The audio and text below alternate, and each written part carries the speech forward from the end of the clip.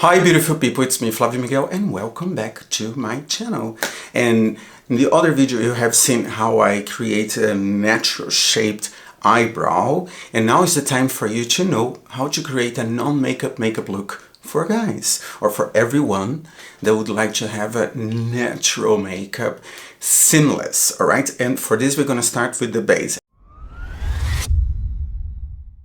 My eyebrows, they are shaped, but I haven't done them yet, but you can see they are pretty nice looking, I think, if I say so myself. And now we're going to create a nice natural base. For this, I love to use this product.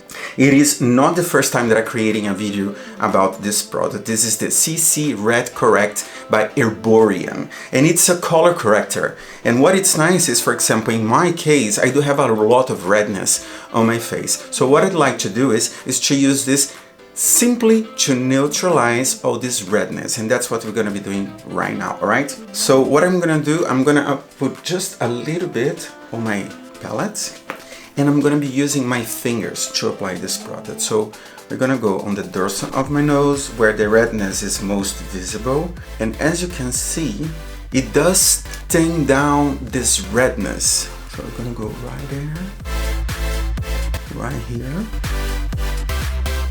and it feels almost like magic. And of course it's not the first time that I'm using a red corrector, but I must confess that from all the red correctors that I know, this is actually by far my favorite. Why? Because it's very lightweight, and when you blend it on the skin, it kind of illuminates the skin a little bit, get rid of the redness, but it creates this nice natural base. Remember to always do your ears as well, because if you neutralize the skin tone on that area and you forgot your ears, you're gonna be giving up your secret. All right, this should be enough for me to help me get through the day. And now, because it's a no makeup look, the only thing I'm gonna do is to add a brow gel on my eyebrows so that I can show off how beautifully shaped they are.